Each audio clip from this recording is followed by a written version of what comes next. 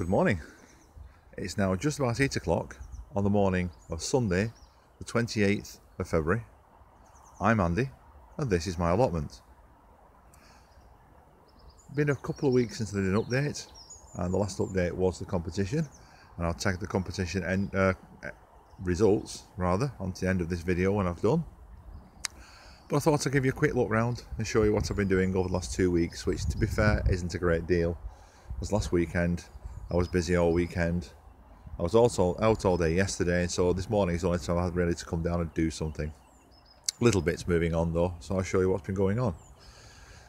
First of all, I'm not sure I've shown you this before, but the onions are now in the ground, or some of them at least. Each of those squares, or 3 out of the 4 squares rather, are 1 foot by 18 inches because the bed isn't quite a square. So I've got a dozen onions in each of those, and then I've got 9 onions in the square at the back. So I've got nearly 4 dozen onions in there. Now we compare that to, that's a square foot gardening spacing by the way, about 3 inches apart. Now if I compare that to where I've got the garlic, I've got the garlic in here.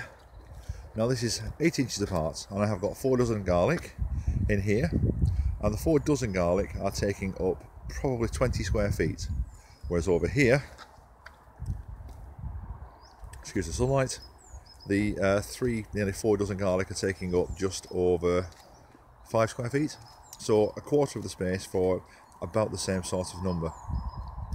Now the number of onions I've got and garlic, I can't afford to put them all in at this spacing, because I'd end up with 5 beds full of just onions and garlic. And I would like to grow other things this year.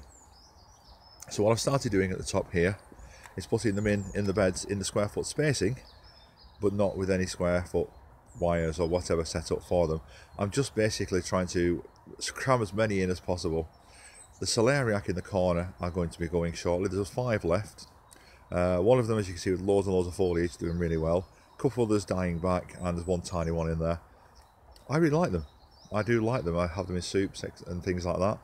My wife doesn't really like them, so unfortunately I have to have them by myself, and I don't get the option to grow very many things like that. I'm growing them again next year just because I can. So one thing I have been doing, I've been saying for years now that these fruit bushes were only temporary.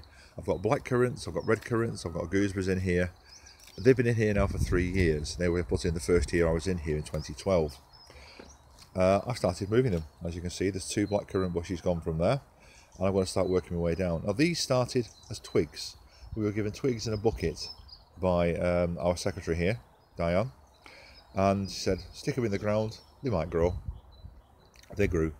Most of them grew anyway, and I've ended up with some really nice big bushes, and they're giving lovely crops. I'm going to show you where I put them. I've always talked about having a fruit hedge around the edge of the allotment. So when I was building the compost bins, I had some soil underneath to move, so I put it down here on the edge of the allotment.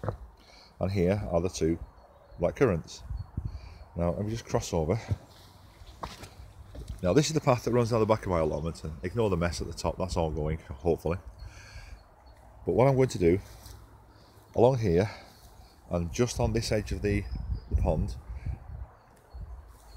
up to about here is the edge of my allotment. So I'm now standing on the edge of my allotment looking down. That line there roughly is the edge of my allotment down to where that black covered pallet is. So that is where I'm going to be growing a fruit hedge. I'm putting black currants at this end because they're not got thorns on, and this is a seating area where my grandson's going to be, who's 3, and I don't want him to get prickled by them. But a bit further down there I'm going to have gooseberries. One other thing I have moved, and I'll show you down here, is comfrey. Now comfrey is a thug, it just takes over. So what I've done, we planted it here behind the back of my shed.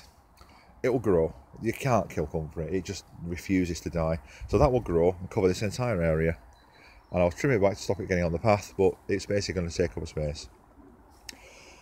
One thing we're going to be doing down here with the chickens, oh yes, one thing I should have told you, we used to have 6 chickens, if you remember, with 2 big runs. Something got in the big run, and got at the other 3 chickens and managed to kill them off, unfortunately. So we're giving the run back, as that belonged to David, who had chickens on here, and we're now just concentrating on the 3 rescues who you might have seen wandering around while I've been filming. But what we're going to do is put a shed at this bottom end where all this rubbish is, with a water butt, and then build forwards a 3-metre covered run going straight forwards, 3 metres wide by 2 metres to start with, which is big enough for 3 to 6 hens. We've got 3, we'll get a few more. Then the idea being that we're going to expand the again, excuse the sunlight, I'm not used to the sun at this time of the morning, expand the run to cover this entire area here, so we'll have enough space in the end for a dozen hens. Whether we get to a dozen, we'll wait and see, but that's the plan anyway. Not show you the leeks for ages. They're doing quite well, some of them.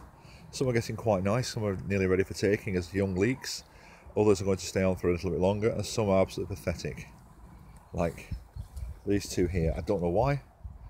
Maybe these weren't strong plants in the first place, really don't know, but I'm going to leave them, see if anything happens with them. It's not costing me anything to have them in here, but what I might start doing is clearing some of the leeks, some of the bigger ones, give the smaller ones a chance to grow. Someone said I have overcrowded them in here. Maybe I have. So if I take some of the bigger ones out, it gives the smaller ones a chance to try and grow a little bit and see if we can get something from them as well. Anyway, I'll leave it here for now. I'll go back into the greenhouse in a few moments and show you what's happening in there. Bye for now. Okay folks, back in the greenhouse, and I'm filming on a different device. Before I was filming on my phone, I'm now filming on a tablet, just to see what the difference is and see how much quality I get, and basically see if it's worth doing on one or the other. So as you can see, I've now got some desk space, bench space, as I've put in quite a few of the onions and some of the garlic. So that allows me now to start sowing the rest of the seeds. It's the end of February. It's about time to get sowing some of the seeds which I'll be needing to plant out in spring. Last frost here is about May, end of April to May, so we're talking 8 to 10 weeks before I can plant anything out. So that's just about the right sort of time for getting things like tomatoes and chilies and whatever in the ground, in the seeds in the pots. And it's about time to start chitting my potatoes as well, which I'll show you shortly. However, I've done some already, which I was showing you before, which I wasn't talking about. So over here, now these were sown just about a week ago on the Saturday. I've got some cauliflower, some cabbages, some kale in there, and I don't know if you can see on there, but we have started to get some sort of signs of life. Oh, bear with me a second. Okay folks, back in the greenhouse, and I'm filming on a different device. Before I was filming on my phone, I'm now filming on a tablet, just to see what the difference is and see how much quality I get, and basically see if it's worth doing on one or the other. So as you can see, I've now got some desk space, bench space, as I've put in quite a few of the onions and some of the garlic. So that allows me now to start sowing the rest of the seeds. It's the end of February. It's about time to get sowing some of the seeds which I'll be needing to plant out in spring. Last frost here is about May, end of April to May, so we're talking 8 to 10 weeks before I can plant anything out. So that's just about the right sort of time for getting things like tomatoes and chilies and whatever in the ground, in the seeds in the pots. And it's about time to start chitting my potatoes as well, which I'll show you shortly. However, I've done some already, which I was showing you before, which I wasn't talking about. So over here, now these were sown just about a week ago on the Saturday.